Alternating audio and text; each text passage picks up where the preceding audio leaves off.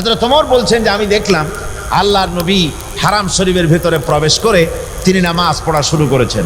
আমি ভাবলাম নামাজটা শেষ হয়ে যাক, তারপরে যা হয় করব। পেছনে দাঁড়িয়ে আছি, শুনলাম তিনি পড়তেছেন, তেলাওয়াত করতেছেন। তেলাওয়াত শুনে শুনে আমি খুব অবাক হয়ে গেলাম।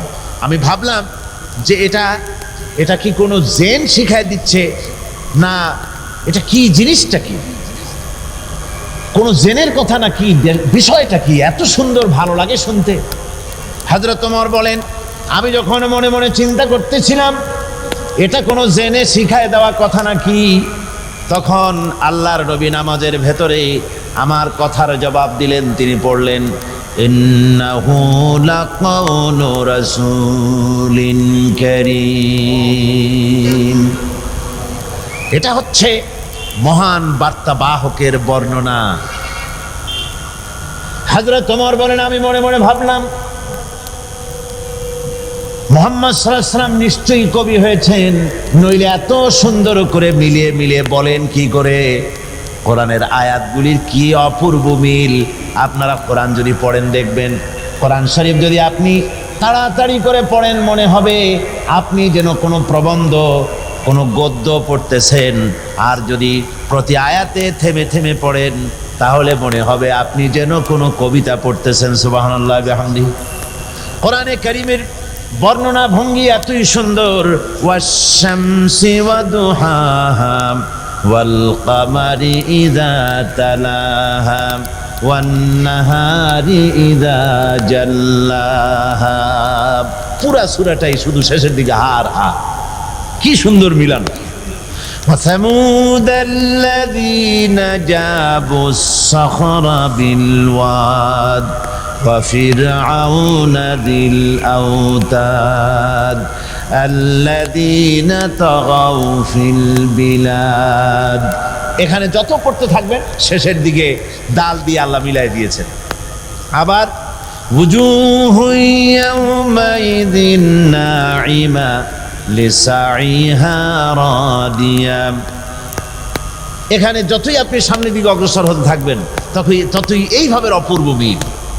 আর রহমান আল্লামাল কুরআন খালাকাল ইনসান আল্লামাহুল বায়ান। পড়েন, আর রহমান আল্লামাল কুরআন খালাকাল ইনসান আল্লামাহুল বায়ান। কোরআনে কারীম যত পড়বেন এত মজা, এত মধুর, পৃথিবীতে আর কোথাও খুঁজে পাওয়া যাবে না। জোরে বলেন সুবহানাল্লাহ। এই জন্য আল্লাহ বলেছেন, হুজুরকে বলেছেন, শেষ রাতের একটা অংশে কোরআনে কারীমকে তেলাওয়াত করো। কোরআন এমন এক কিতাব, এই পৃথিবীতে এমন কোনো সময় নাই, দিন হোক রাত হোক, সকাল হোক দুপুর হোক বিকেল হোক, পৃথিবীতে এমন কোনো সময় নাই যখন আল্লাহর কালাম তেলাওয়াত করা না হচ্ছে পৃথিবীর কোথাও না কোথাও। সুবহানাল্লাহ বিহামদিহি। রাতেও হয়, দিনেও হয়, সকালেও হয়, শেষ রাত্রেও হয়, দুপুর রাত্রেও হয়। পৃথিবীতে এমন কোনো জায়গা নাই যে কোনো না কোনো সময় সারা পৃথিবী জুড়ে কোরআনে কারীম তেলাওয়াত না হচ্ছে। বলতে পারবেন আর কি এমন কোনো কিতাব আছে যা এমন করে সারা পৃথিবী জুড়ে সকালে সন্ধ্যায় দিনে রাত্রে ঘুম নষ্ট করে, আরামের ঘুম, শীতের ঘুম নষ্ট করে, উজু করে তেলাওয়াত করে, এমন কিতাব আছে পৃথিবীতে? আল্লাহর কোরআন শরীফ ছাড়া আর কিছুই নাই। তেলাওয়াত করে আর কাঁদতে থাকে, বুঝেও পড়ে না বুঝেও পড়ে, আবার দিনেও পড়ে রাতেও পড়ে। আবার যারা পড়তে পারে না, শরীয়ত এমন সুন্দর ব্যবস্থা করে দিয়েছে, কোরআনে কারীম যারা পড়ার সময় পায় না অথবা যারা কোরআন শরীফ পড়তে জানে না, তারা যেন অন্তত বছরের ভিতরে একটিবার 30 পারা কোরআন শরীফ শুনতে পারে। এজন্য আল্লাহ পাক রমজান মোবারকে তারাবির ভিতরে কোরআন শোনার ব্যবস্থা করেছেন। সুবহানাল্লাহ বিহামদিহি। পৃথিবীতে এই কোরআন আল্লাহ রাব্বুল আলামিন এত মধুময়, এত সুন্দর করে দান করেছেন। হযরত ওমর বলেন, আমি পেছনে থেকে মনে মনে ভাবলাম নিশ্চয়ই মুহাম্মদ সাল্লাল্লাহু আলাইহি ওয়াসাল্লাম কবি হয়ে গেছেন, নইলে এত সুন্দর করে তিনি বলেন কি করে। আমি যখন মনে করলাম রাসূল কবি হয়ে গেছেন, অমনি রাসূল আমার কথার জবাব যেন দিলেন। নামাজের ভেতরে তিনি বললেন, ওয়া মা হুয়া বিকাউলি শাইরিন قليلا ما تؤمنون। এটা কোনো কবির কথা নয়, তোমরা খুব কমই বিশ্বাস স্থাপন করে থাকো। হযরত ওমর বলেন, আমি আশ্চর্য হয়ে গেলাম, আমি বলছি কবির কথা আর আমার মনের কথা বুঝতে পেরে জবাব দিলেন এটা কবির কথা না, তাহলে তো মুহাম্মদ সাল্লাল্লাহু আলাইহি ওয়াসাল্লাম শুধু কবি না, মনের কথা যখন বোঝে তখন তো জাদুকর হয়ে গেছে। হযরত ওমর বলেন, আমি যখন মনে মনে মুহাম্মদ সাল্লাল্লাহু আলাইহি ওয়াসাল্লামকে জাদুকর ভাবলাম, তিনি তখন আমার এ কথারও জবাব দিয়ে দিলেন। তিনি পড়লেন, ওয়ালা বিকাউলি কাহিনিন কালিলাম মা তাযাক্কারুন। না না না, এটা কোনো জাদুকরের কথা নয়, তোমরা খুব কমই উপদেশ গ্রহণ করে থাকো। হযরত ওমর বলেন, আমার মনে হচ্ছিল যেন আমার পায়ের তলা থেকে মাটি খসে যেতেছে। আমি তখন চিন্তা করলাম, আমি মনে মনে ভাবলাম কবির কথা নয়, জাদুকরের কথা নয়, জিনেরও কথা নয়, ভূতেরও কথা নয়, জিনিসটা কি? হযরত ওমর বলেন, আমি যখন ভাবছি জিনিসটা কি, আমার মনের কথার জবাব রাসূল নামাজের ভিতরে দিলেন, তানজিলুম মির রাব্বিল আলামিন। এটি হচ্ছে আল্লাহ পাকের পক্ষ থেকে নাজিলকৃত কোরআনে কারীম। সুবহানাল্লাহ ওয়া বিহামদিহি, সুবহানাল্লাহ সুবহানাল্লাহ। কোরআন শরীফ আমাদের জীবন, কোরআন আমাদের ঈমান, কোরআন আমাদের রক্ত, কোরআন আমাদের কলিজা। সুবহানাল্লাহ ওয়া বিহামদিহি। কোরআনের জন্য আমরা বাঁচি, কোরআনের জন্যই মরি। সুবহানাল্লাহ ওয়া বিহামদিহি। আপনারা জানেন, দলিল, জমিনের যে সব দলিল হয়, এই রেকর্ডগুলি, দলিল, পর্চা, খতিয়ান, জমিনের যে সমস্ত ডকুমেন্টস, এগুলি মানুষেরা খুব হেফাজতে রাখে। কি বলেন, হেফাজতে রাখে না? এগুলি শোকেসের মধ্যে রাখে না, বুক পকেটে রাখে না, এগুলি সিন্ধুকের ভিতরে, লোহার সিন্ধুকের ভিতরে আটকায় রাখে, না হয় ব্যাংকের লকারের ভেতরে। যেহেতু এগুলি যদি ডকুমেন্টস, আমি যে জমিনে থাকি, এটা ডকুমেন্টসগুলি যদি হারিয়ে যায়, চুরি হয়ে যায়, তাহলে এই জমিনে টিকে থাকা মুশকিল হয়ে যাবে। আমার জমিন অন্যের নামে রেকর্ড হয়ে যাবে, আমার অজান্তে অসুবিধা হয়ে যাবে। সেই জন্য তার এই দলিলগুলিকে সে দারুণভাবে হেফাজত করে। 10 কাঠা 5 কাঠা বা 30 ঘন্টা জমিনের উপরে টিকে থাকার জন্য ওইটুকুন দলিলের যদি এত হেফাজত আপনি করেন, আমার ভাইয়েরা, এই পৃথিবীতে বেঁচে থাকার সবচাইতে বড় দলিল হচ্ছে কোরআনে কারীম। এই পৃথিবীতে সম্মান পাওয়ার দলিল, স্বাধীনতার দলিল, সার্বভৌমত্বের দলিল, খেয়ে পরে আরামে থাকার দলিল, দুনিয়ায় শান্তি পাওয়ার দলিল, কিয়ামতে জাহান্নাম থেকে মুক্তি পাওয়ার দলিল, আল্লাহর জান্নাতে যাওয়ার দলিল হচ্ছে কোরআনে কারীম। এই কোরআনের হেফাজত আজ মুসলমানের কাছে তেমন নাই। আল্লাহ রাব্বুল আলামিন এই দলিলকে হেফাজতের ব্যবস্থা তিনি নিজেই করেছেন। আল্লাহ যদি হেফাজত না করতেন, তাহলে কোরআন হেফাজতে থাকার সম্ভাবনা ছিল না। যেহেতু আল্লাহ করতেছেন, আল্লাহ বলেছেন, নাহনু নাযালনাল যিকরা ওয়া ইন্না লাহু লাহাফিজুন। কোরআন নাজিল করেছি আমি আল্লাহ, আর এর সংরক্ষণের সম্পূর্ণ দায়িত্ব আমি আল্লাহ আমার নিজ হাতে তুলে নিয়েছি। সুবহানাল্লাহ ওয়া বিহামদিহি। কোরআন হেফাজতের দায়িত্ব কার? জোরে সরে বলেন না, দায়িত্ব কার? আল্লাহ দায়িত্ব নিয়েছেন। দায়িত্ব যে নিলেন, দেখুন, বেদ বলেন, বাইবেল বলেন, ত্রিপিটক, জিন্দা বিস্তা, যত রকমের ধর্মগ্রন্থের নাম বলেন না কেন, এসব ধর্মগ্রন্থের একজনও হাফেজ পাওয়া যাবে না। পাওয়া যাবে?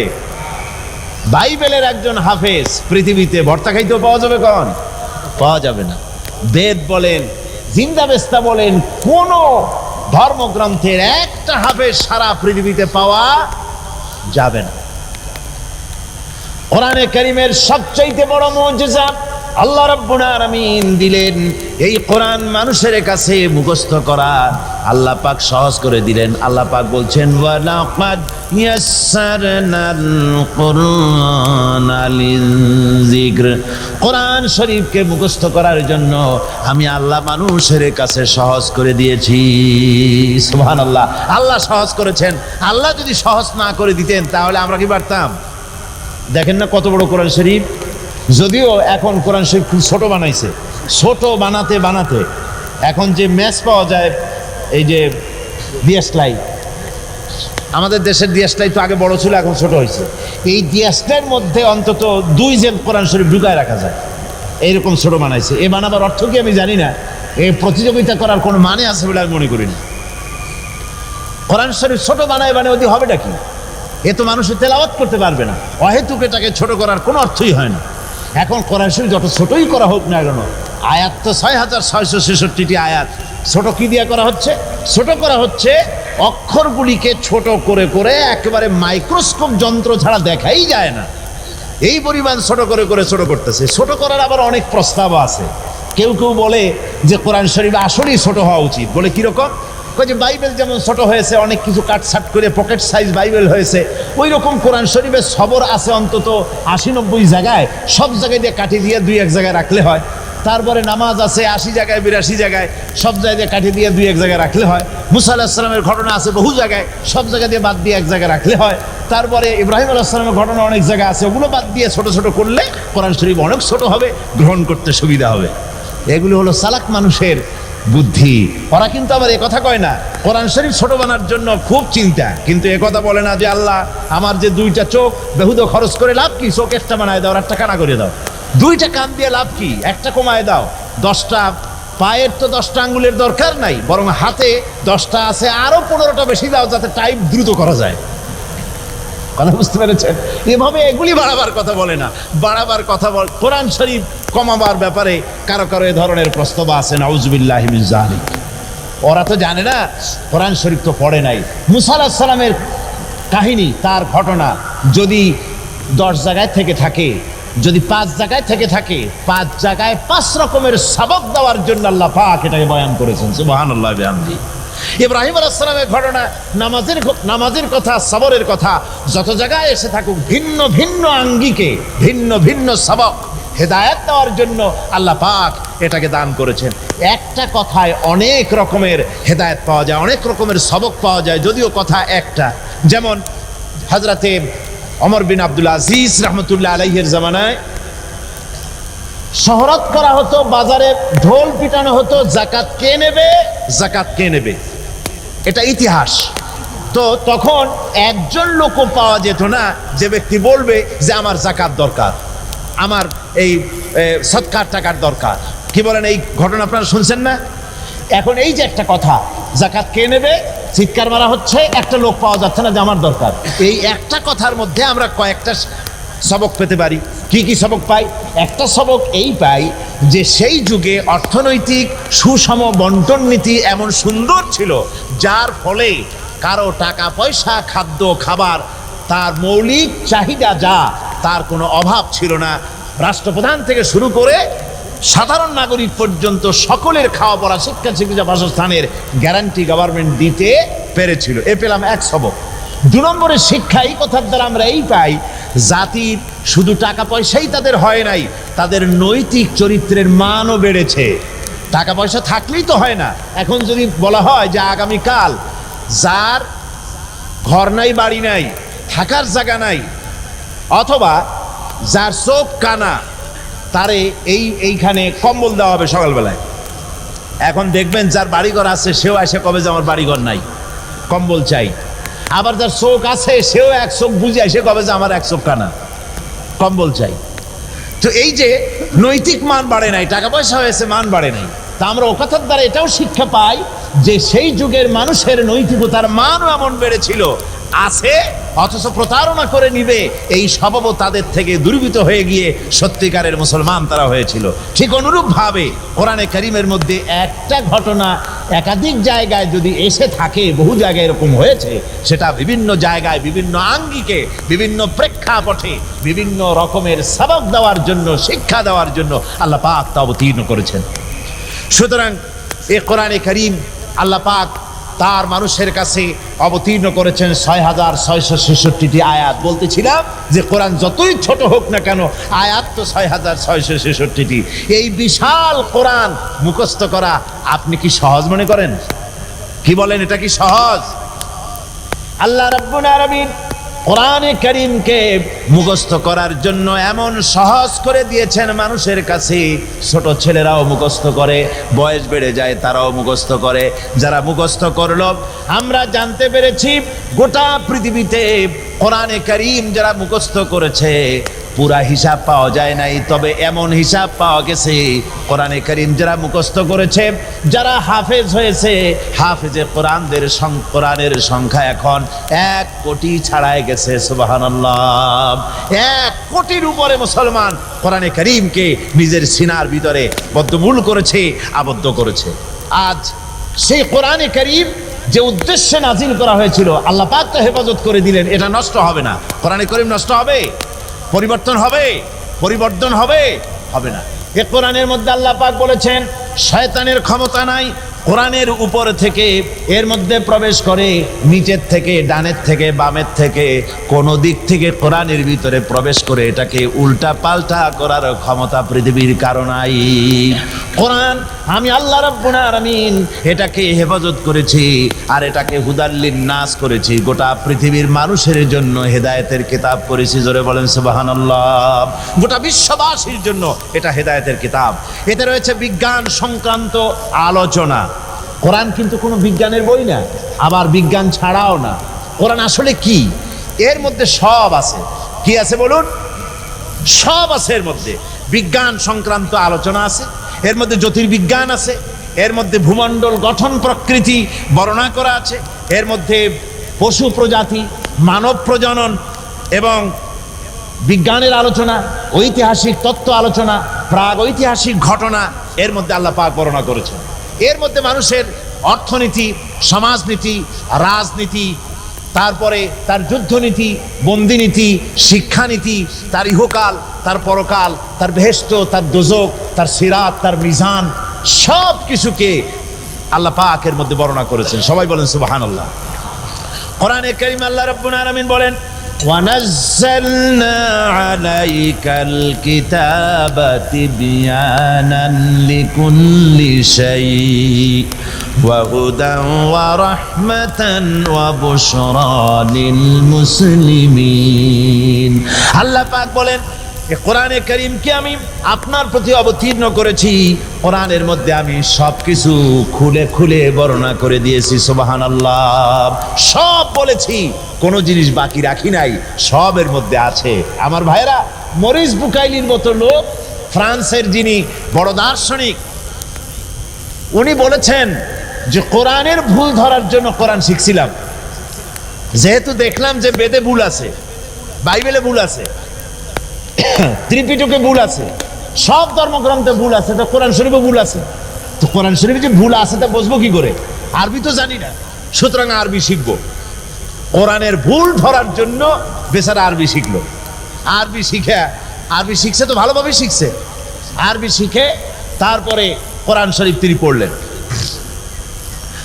এখন ওনার মনের মধ্যে চিন্তা হলো, কোরআনে যে বর্তমান যুগের কোরআনে যে ভুল নাই এ কথা বুঝবো কি করে? সারা দুনিয়ার মুসলমানেরা পরামর্শ করে একরকম কোরআন তো ছাপাইতে পারে, ভুল আছে কি নাই তা বুঝবো কি করে? ভুল আছে কি তা নাই বোঝার জন্য পুরানা কোরআন শরীফ লাগবে। পুরানা কোরআন শরীফ কোথায় পাওয়া যাবে? খুঁজতে খুঁজতে খবর এলো ওই রাশিয়ার তাশখান মিউজিয়ামের ভিতরে কোরআন একজল আছে, যা হযরতে উসমান রাদিয়াল্লাহু তাআলা আনহুর জামানায় হাতে লেখা কোরআন। মরিস বুকাইলি মনে করলো এর থেকে জেনুইন আর কিছুই হবে না, সেখানে চলে গেলেন। কোরআন শরীফ, সেই পুরানা কোরআন শরীফ, হাতের লেখা কোরআন বের করে, বর্তমান যুগের ছাপানো কোরআন শরীফ বের করে তিনি মিলায় দীর্ঘদিন বসে তা পড়লেন। পড়ার পরে তিনি সাংবাদিকদের বললেন, কোরআনের ভুল ধরতে গিয়া আমার নিজের জীবনের ভুল ধরা পড়ে গেছে। আমি কোরআন শরীফ পড়ে দেখলাম তামাম কোরআনের ভিতরে হযরতে ওসমান রাদিয়াল্লাহু তাআলা আনহুর জামানার হাতের লেখা কোরআন আর বর্তমান যুগের ছাপানো কোরআনের ভিতরে আয়াত দাড়ি কমা, আয়াত তো দূরের কথা, সূরা পারা তো দূরের কথা, একটা দাড়ি কমা, একটা ফুল স্টপের কোনো পরিবর্তন আমি দেখতে পাই নাই। শুধু তাই নয়, উনি আরো বলেন, আমি কোরআন শরীফের ভিতরে বিজ্ঞানের যত থিওরি আমি পেয়েছি, এই বিজ্ঞানের থিওরি, পৃথিবীতে যত থিওরি আছে, বিজ্ঞানের আর একটা থিওরি হচ্ছে বিজ্ঞানের কোনো থিওরি ফাইনাল নয়। বিজ্ঞানের কোনো থিওরি ফাইনাল নয়। আজকে একজন একটা বলে, কালকে আবার আরেকজন আর একটা বলে। এরকম করে আমি কোরআন শরীফের ভিতরে বিজ্ঞানের তথ্যমূলক যত বর্ণনা কোরআন শরীফের ভিতরে পেয়েছি, এই বিজ্ঞানের থিওরিগুলির ভিতরে কোনো পরিবর্তন দেখি নাই, আর কোনো পরিবর্তন করার সম্ভাবনাও আছে বলে আমি মনে করি না। তিনি বলছেন গোটা কোরআন শরীফ সংখ্যা তত্ত্বের দিক থেকে, বাচন ভঙ্গির দিক থেকে, এর মধ্যে একটা ভুল ধরার জন্য বহুত চেষ্টা করেছি। গোটা কোরআন শরীফ ভিতরে কোথাও এতটুকুন আমি ভুল বর্ণনার ভিতরে, আলোচনার ভেতরে আমার নজরে পাইনি। মরিস বুকাইলি পাবে কি করে? ওর বাপেও পাবে না, ওর চোদ্দ গোষ্ঠীতেও পাবে না, যেহেতু বিষয়টা তো আল্লাহর। বিষয়টা কার? আল্লাহ পাকের। সুতরাং এর মধ্যে আল্লাহ পাক সব বলেছেন, এমন কিছু নাই যা এর মধ্যে বলা হয় নাই। এখন এই কোরআন সব সমৃদ্ধ, মানুষের জন্য সমৃদ্ধ হয়ে এসেছে। কিন্তু দুর্ভাগ্য আমাদের এই, আপনারা বলেন ডাক্তারি বই, এই যে হোমিওপ্যাথি কি ম্যাটেরিয়া মেডিকা একটা আছে না, আছে, এত বড় এক বই। এখন কেউ যদি তার অসুখ হয়েছে, এখন যদি ওই ম্যাটেরিয়া মেডিকা সে যদি পড়তে থাকে, রোগ ভালো হবে? কথা কন, রোগ ভালো হবে?